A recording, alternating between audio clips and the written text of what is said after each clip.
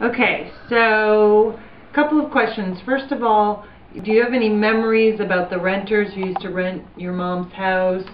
Yes. And then next, why don't you tell us some of your fondest memories of living on the farm with Grandpa and Aunt May? Okay. And the interaction between them. Mm-hmm. Well, while my mother was renting the house to various people, my Uncle Charlie was a sort of a maverick. He played the trumpet, learned to play the trumpet, and had a band, sort of a dance band that he founded with other brass players. But the woman that they got to play the piano was my Aunt Flora. That's how he met her. Fell in love with her, and since he was a bashful guy and didn't want a lot of fancy weddings or whatever, so they eloped and got married, and about a year later they had a baby boy, Roger, and then they rented the house from my mother. So they lived there because they had no other place to go. But in the meantime, they started building a house in the Winters compound, which was where the other Winters properties were. So that was interesting because Aunt Flora didn't like it at all. Didn't like it. She said it was too far out of the center of things, and their son wouldn't have anybody to play with. Of course, he was only a year old at the time, but they finally got the house built and they moved. But then that was another renter. As far as living on the farm, it was as closely as you could call it in modern day terms, an agribusiness. My grandfather had so much acreage. If he didn't own it, he rented. He rented some land on the Indian reservation, which was next to Brant geographically, and it was extremely rich soil called bottomland near the Cattaraugus Creek, and every crop that he planted there did very well. He also had our home farm, which was quite large. He had the farm next to it, and then one next to it, which was Uncle Fred's. Uncle Fred's had a creek and woods, so that was part of the cow pasture. And then across the road, he gave Uncle Charlie a farm big enough to build his house on. Next to that was the hired man's house and land about that. So all these farms were going all at the same time. Yeah. Took a lot of supervision, and my grandfather was busy overseeing it all. Wow. So what did you do as a teenager and stuff growing up in Brant? Did you go to dances? Did you have boyfriends? What was your favorite subject in school? I went to the one-room school, and then, as I told you earlier, they fired my mother. They hired somebody else to take her place, which was unfair, or we thought it was, because it was nepotism. Somebody had a relative they wanted to be employed. So she said, if that school isn't good enough for me, it's not good enough for my daughter. So she went to Angola, which is the town about 5 miles away, and she asked if I could go to the Angola school system if she paid tuition.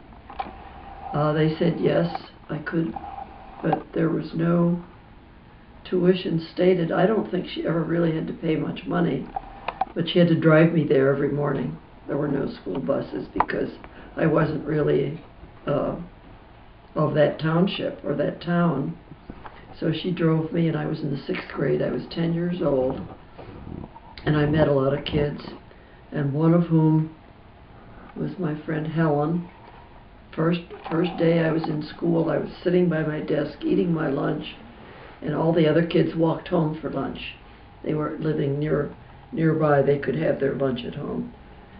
So she sneaked back after lunch, and she climbed up on the fire escape, which was outside of our room, and knocked on the door and said, "Come on out." So we sat on the fire escape, and her name was Helen Brick, H.B. My name was Henrietta Burgott, H.B. And we found out we had our birthdays on the same day. Yeah. So we were fast friends from then on. And I made a lot of other friends, but the best part of it was that in the Brant school, we had nothing except our subject matter and recess. But in the Angola school, my mother had to buy me a gym suit. We had a gym teacher. We went to gym class. I got to play an instrument. I learned how to play the flute. I could be in the orchestra, the band. And the gym had equipment, ropes that you could climb. And I mean, it was like a college from this little Brant school. So it worked out very well. But it was hard on my mother because, of course, she didn't like to drive in bad weather, and Buffalo weather's rotten, icy and snowy. But she got me there every day and was very, very attentive when we had a concert and the orchestra was going to play or the band was going to play. She'd come and hear me. And so I continued on at that school through 8th grade. I graduated 8th grade from that school, and then I went right to the same school for high school, called Angola High School. Now it's consolidated and many districts feed into, called Lakeshore Central, which is a big high school, but was pretty small when I was there, and an excellent school, I guess. But we didn't have a football team, didn't have sports teams, or not much in the interscholastic type of thing, but I guess we had fairly good education. But I remember that very well. The first year I went, it seemed like it was so hard to go to another town to school where I didn't know anybody. Did you want to do that or no? I don't think I was consulted, but it turned out to be a great thing because the education was good, and I always loved the idea that I got friends with Helen. We could walk. See, in Angola they had streets. They had sidewalks. We didn't have that in Brant. If we wanted to go uptown, we'd have to walk at the ditch. Or walk on the street and get killed. So Helen and I became very friendly, and I was taking my lunch in a bag every day. And Helen's mother was down and out, a widow, and my mother said, "How about Henrietta come to lunch at your house every day? She walks home with Helen anyway. Why don't you let me pay you $1 a week and give her lunch?" So I walked home with Helen every noon, and she and I would make our lunch sometimes. And I remember that her mother bought this white block of stuff, which was the way they sold oleo. Well, of course, I'd never seen that because we had our homemade butter. On the farm, we made our own butter, which was colored artificially, but yellow. So here's this white stuff in a box where it comes included a package of this, like a dime, yellow dye. So you have to sprinkle that powder into the white substance and move it around till you end up with a yellow butter. It's margarine. So we used to spread that on our bread, and we'd make French toast, and we had a lot of different things that we made, and it was fun. And my mother was happy that I had a good meal at Moon. And then after lunch, Helen and I, they had a player piano. So you put a roll of paper with holes punched in it. Yeah. And you pedal, and we were pretending that we were the pianists and playing all this hard music.